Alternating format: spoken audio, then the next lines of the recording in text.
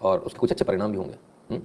लेकिन फिलहाल जो परिणाम जो है, आम का सीज़न है, 50 से 60 ढूंढ चुका, एक आदमी नहीं मिला कोई हिंदू आम बेचने वाला। बताइए, दामोदर जी कहते हैं ये तो कुछ भी नहीं। आप होलसेल मंडियों में गए नहीं अभी, होलसेल मंडियों में चले मत जाइएगा, हार्ट अटैक आ जाएगा आपको, एक भी नहीं मिलेगा। हाँ, एक भी नहीं मिलेगा। तो इसमें गलती किसकी है सर? गलती तो हमारी है ना। हमारा बच्चा, हम बच्चे को क्या सिखा रहे हैं? हम सिखा ही नहीं रहे। उसको नौकरी करनी है, दुकान पे भी नौकरी कर लेगा सर वो 6,000 8,000 की, और आप बिजनेस खुलवा दो तो कर भी नहीं पाते। लोगों ने प्रयास किए। अभी मैं आपको बड़ी क्लियर बात बताऊं, अभी कुछ प्रयास हुए भोपाल और उसके आसपास, वहाँ दुकानें खुलवाई गई, मीट की दुकानें खुलवाई गई, और जो खटीक होते हैं इनको खुलवाई गई है, तमाम सारे लोगों को, भाई आप मीट बेचिए। नहीं बेच पाए। क्यों? आप किस बिजनेस में घुसे? जो उनका यूएसपी है, यूनिक सेलिंग पॉइंट है उनका, मीट में आप घुस ही नहीं सकते। मीट का भाव ही वो खोलते हैं रोज सुबह, अंडे का और मीट का भाव वही खोलते हैं। आप कितने बड़े तोप हो तर्रम खाओ। मैं एक शायद मैंने पता नहीं पहले भी बताया कि नहीं बताया, एक मित्र है, पंडित जी हैं, उनको जानता हूँ। उनका बहुत बड़ा फार्म हाउस है ना, पोल्ट्री का, ज़बरदस्त बड़ा। मतलब हर महीने शायद 1 आध लाख बर्ड्स का वो बिजनेस करते हैं, शायद 3 लाख का, मतलब 3 लॉट उनके यहाँ से निकलते हैं, है ना। तो वो भी ये बोलते हैं यार संबंध बना के रखने पड़ते हैं, क्योंकि ये लोग रेट गिरा देंगे जिस दिन मेरा माल निकलेगा उस दिन, आप रख के तो बैठ नहीं सकते ना। तो काम ही नहीं कर पाते। दूसरा, हमको काम करना नहीं आता, हमको लीन मार्जिन पे काम। हमको क्या चाहिए है, देखिए एक प्रॉब्लम समझिए, हम लोगों के साथ में एक प्रॉब्लम है। हमको नौकरी पहले दिन से 50,000 की चाहिए, 50,000 1 लाख की, ठीक है। पहले दिन से गाड़ी बंगला सब कुछ चाहिए। हम बिजनेस करने जाएंगे तो पहले दिन से हमको वो मार्जिन चाहिए जो आज से 50 साल से जमा हुआ व्यक्ति कमा रहा है, वो मार्जिन पहले दिन से चाहिए। बेटा जीवन में ना तो नौकरी कर पाओगे जीवन में, और ना जीवन में बिजनेस कर पाओगे। कद्दूकस देखा है, बड़ा वाला कद्दूकस, उस पर बैठकर अपने आप को रगड़ना पड़ता है, तब बिजनेस सेटल होता है। हमेशा याद रखना, बिजनेस सेटल कर, जितने लोगों के घर में बिजनेस है ध्यान से कान खोलकर सुने, कान खोलकर। बिजनेस इस्टेब्लिश करने में एक जनरेशन खत्म हो जाती है, बिल्कुल खत्म हो जाती है। वो ना अपनी पत्नी से रिश्ता रख सकता है ढंग से, ना अपने घर पे कोई सुख सुविधा नहीं ले सकता वो, क्योंकि जाता रात के 11 बजे, सुबह उठ के आता है 5 बजे 6 बजे से लग जाता है, पूरी जिंदगी अपनी एक व्यक्ति खपा देता है, तब जाकर एक बिजनेस इस्टेब्लिश होता है। और वो बंदा सोचता है चलो मैं बिजनेस करूंगा और ऐसा वैसा और फलान ढिकान, मेरा बच्चा भी इसमें इस्टेब्लिश हो जाएगा। और बच्चा क्या करता है, वो बच्चे को पढ़ा लिखा देता है। गलती कहाँ कर रहा है? पढ़ा लिखा दे रहा है। अब बच्चे ने इंजीनियरिंग कर लिया। अब मजे की बात, मैंने जो मैं अपने लाइफ में जो सामने एग्जाम्पल देख रहा हूँ, मैं वो बता रहा हूँ आपको। बाप ने इस्टेब्लिश किया बिजनेस जीरो से, पूरी जिंदगी निकल गई, चमड़ी काली पड़ गई, खून जला जला कर बिजनेस को इस्टेब्लिश किया। बच्चे को अच्छी से अच्छी एजुकेशन दी, पैसे कमाने में दिमाग रहा, देख नहीं पाए घर पे क्या चल रहा है, कोई सुख सुविधा नहीं। एसी घर पे लगा, अपन गर्मी में बैठे, क्यों? अरे एसी बैठेंगे तो काम नहीं कर पाएंगे ना यार, इसलिए गर्मी में बैठे।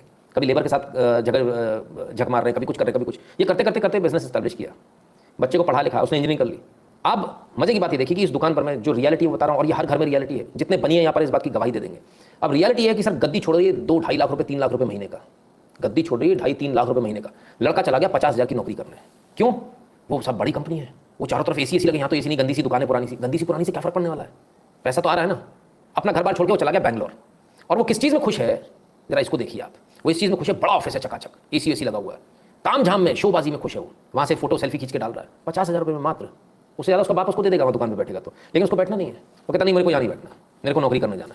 अब जिस पिता ने इस बिजनेस को इस्टेब्लिश किया था वो तो मर गया, उसने तो अपनी पूरी जिंदगी बर्बाद कर ली उस बिजनेस को इस्टेब्लिश करने में, और ये चला गया कहाँ? दूसरी जगह काम करना, नौकरी करना, नौकर बनने।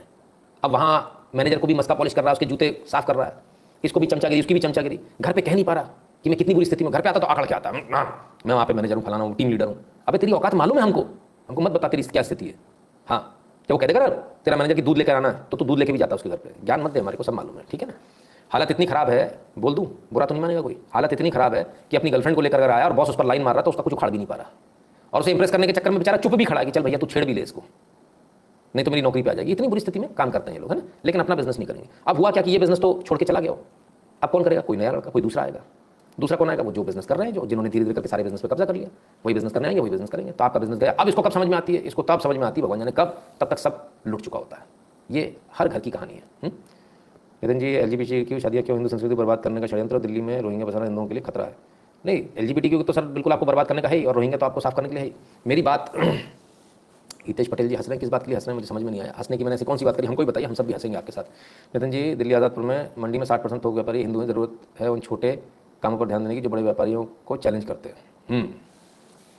कुमार जी, अब ये बात मैं आपको यहाँ कह नहीं पाऊंगा, है ना, क्योंकि जो मीट से संबंधित व्यापार भी था उस पर भी मैंने बोला था कि एक बार अगर संपर्क करते तो शायद कभी आपको दुकान बंद नहीं करनी पड़ती। बट एनीवेज, हर आदमी का काम करने का स्टाइल अलग होता है, मेरा अलग है, और मेरा जो बिजनेस करने का जो तरीका बिल्कुल एकदम क्लियर है। हम कभी हार नहीं मानते सर, और बिजनेस हम कभी फायदे के लिए नहीं करते, सोचते ही नहीं है। बिजनेस करना है ना सर, कोई समझदार बिजनेसमैन होगा वो कभी फायदे के लिए नहीं जाएगा, हम नुकसान करने जाते हैं। अब आ जाओ, कर लो, किसको करना है, अपने आप मार्केट खाली हो जाता है, अपने आप जगह मिल जाती है सर आपको। जब आप नुकसान में बिजनेस करने के लिए मेहनत करनी पड़ेगी, नुकसान करना पड़ेगा शुरुआती दौर में। यहाँ सबको शुरुआत में ही सब कुछ चाहिए, उनको लड़ना उससे जो 50 साल से बिजनेस में इस्टेब्लिश्ड है, तो ऐसे नहीं कर पाओगे आप। बहुत सारे लोग आते हैं, हमको भी यूट्यूब चैनल खोलना है, न जाने कितने लोगों को, कितने बच्चों को लाइट्स और स्टैंड और मैंने दिया, अच्छे राष्ट्रवादी थे, आए गायब हो गए। 4 वीडियो बनाने लगा, 4 में ही वो पॉपुलर हो जाना, उन्हें नितिन शुक्ला जैसा हो जाना चाहिए बिल्कुल एकदम, रात के आओ भले 3 बजे, भाई साहब 4-5 हज़ार आदमी देखना चाहिए। ऐसे होता है क्या? 10 साल हो गए मुझे यहाँ कद्दूकस पे बैठ के अपने आप को घिसते घिसते, तब आप लोग मुझे देख रहे हो। कैसे हो जाएगा भाई? मेहनत नहीं करना चाहते। मैंने जो बात बोली है आज, ये जो दुकान वाली कि एक जनरेशन खत्म हो गई और लड़का जो है जाकर नौकरी कर रहा है, सिर्फ वही लोग लिखें जिनके घर में ऐसा हो रहा है, या जिनके चाचा ताऊ के साथ ऐसा हुआ, या जिन्होंने अपनी आंखों के सामने ऐसा देखा कि हाँ ऐसा हो रहा है। खासकर घर वाले लोग लिखें जिनके घर में वाकई में ऐसा हो रहा है, क्योंकि हर घर में, हर बाजार में, हर दाल बाजार में, हर कपड़ा बाजार में, कहीं चले जाइए सब जगह यही रोना है। बुढ़े बुढ़े बचे हैं सर आप कैसे? हाँ, नए जवान नहीं बचे। क्या हुआ? वो सब लड़का चला गया साहब छोड़ के। तो अब इसका उपाय क्या है? इसका उपाय बड़ा खतरनाक उपाय, बड़ा क्लियरली बता दूं आपको, बुरा लगेगा मुझे माफ़ करना, मेरा उपाय नहीं, वो मुझे भी किसी और ने ज्ञान दिया था। हमारे मित्र हैं, उनका बिजनेस बहुत ज़बरदस्त चलता है। तो जब उनके लड़का हुआ, 2-4-5 साल का हो गया लड़का, तो ऐसी बात हुई, काफ़ी पुरानी बात बता रहा हूँ आपको। तो बोले कि भैया मैं नहीं पढ़ाऊंगा अपने बच्चे को, मैं नहीं कराऊंगा MBA ये सब फालतू की चीज़ है, इंजीनियरिंग। मैं कहा फिर क्या कराओगे? बोले मैं तो BA BCom कराऊंगा, सीधा सा, पढ़ाई लिखाई नहीं करानी मुझे, मैं पढ़ाई लिखाई पर ध्यान ही नहीं दूंगा इसकी। मेरा दिमाग घूम गया, मैंने कहा बापू कैसी कैसी बात कर सकता है? मैंने कहा कैसी बातें कर लो?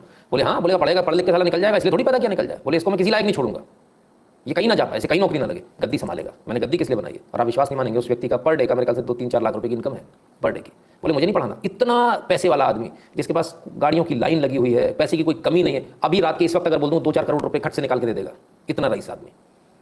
लेकिन सोच क्या है? सोच उसकी बिल्कुल सही है।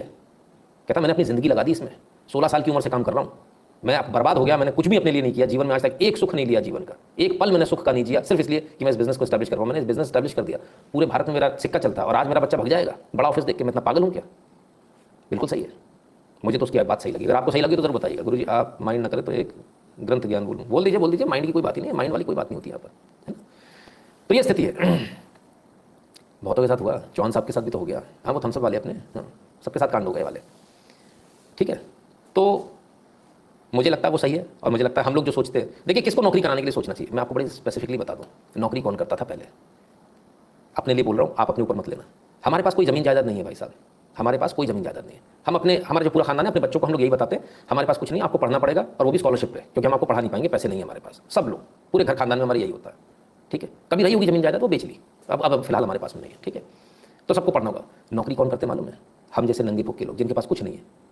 हमारे बच्चे नौकरी करने जाएंगे दूसरे के जूते साफ करने, क्योंकि हमारे पास कुछ नहीं है, हमने कोई बिजनेस एस्टैब्लिश करके नहीं रखा अपने लिए। रखा होता तो नहीं जाता, तो हम ठप्पे से कहते कुछ नहीं कराना है अपने लड़के को, हमारा लड़का अपने दम पर करेगा। नौकरी करने कहाँ भेज रहे हैं? थोड़ा सा और बात कर लेते हैं, नौकरी करने कहाँ भेज रहे हैं? पहले बैंगलोर, उसके बाद बोलता है, फोन आता, पापा पापा मैं बहुत खुश हूँ, क्या हो गया? मेरा ऑन साइट हो गया। ऑन साइट है, ऑन साइट। अब आपको समझ में नहीं आ रहा क्या ऑन साइट? बोले मैं अमेरिका जा रहा हूँ। उसने तो बड़ा खुशी से अमेरिका जा रहा हूँ, बाप का कलेजा फट गया, उसे तो छोटा सा एक हार्ट अटैक आ गया, मरा नहीं, जिंदा है। माँ की भी कलेजा फट गया, क्या ये बाहर जा रहा है, 7 समंदर पार जा रहा है। गया साहब, नौकरी कर रहा, बड़े उसने वहाँ से फोटो डाली और वीडियो भेज रहा है, वहाँ से जैकेट वैकेट भेज रहा है, सब कुछ बड़ी अच्छी बात है। ये बोलते हुए मेरा दिल धक धक कर रहा है। सब कुछ बड़ी अच्छी बात है, डॉलर्स भी भेज रहा है, सब कुछ भेज रहा है, लेकिन तब सोचो तब क्या होगा जब वो वहाँ जो रोज शूट आउट होते हैं, वो शूट आउट की चपेट में आ जाए और वो वहीं उसकी मृत्यु हो जाए। क्या ऐसा नहीं हुआ? कितने भारतीयों के साथ ऐसा हुआ है? तब क्या होगा? क्यों जरूरत पड़ रही है हमको? क्यों हम इतने भिखारी टाइप के, भीख टाइप के ऐसे हो रहे हैं कि हमको भगते हुए जाना है इधर उधर? मत पड़िए चक्कर में, है ना? मेरी बात बुरी लगी तो माफ़ कीजिएगा, पर एकदम स्पष्ट बात है, एकदम क्लियर बात है। सोचिएगा जरूर इस बारे में। काम कोई छोटा बड़ा नहीं होता बाबू, इसको याद रखना। आज एक ऑटो वाला भी इतना कमाता जितना मैं नहीं कमाता हूँ। आज एक सब्जी वाला, फल बेचने वाला ना इतना कमाता जितना मैं नहीं कमाता। कभी जूस सेंटर वाले से उसकी कमाई पूछना, वो गंदे संदे उसकी दुकान पर मत जाना बाबू, हाँ लंका लग जाएगी। मैं आपको एक दुकान की फोटो खींच कर भेजूंगा और आप लोगों से पूछूंगा कि आप इसकी एक्सपेक्टेड कमाई बता दो, आप बता नहीं पाओगे। एक हलवाई की दुकान की फोटो भेजूंगा, नीले कलर की पुती हुई, और नीले जो खंबे ना वो काले काले हो रहे हैं हाथ लगने के बाद में, लेकिन उसकी कमाई का अंदाजा नहीं कर पाओगे। ये जितने सोना बाबू है ना आपके, ये जो किस्तों में तुम उठा के लाते हो ना गाड़ियाँ, है ना, और जो किस्तों में तुम फ्लैट खरीदते हो, ऐसे 2-4 दस्तों हर महीने में अंदर कर लेता है कैश डाउन में। हाँ ठीक है, बहुत फर्क है, आप इन चक्करों में मत पड़िए। मुश्किल है लेकिन प्रयास ज़रूर कीजिए। और फिलहाल वर्तमान में जो स्थिति और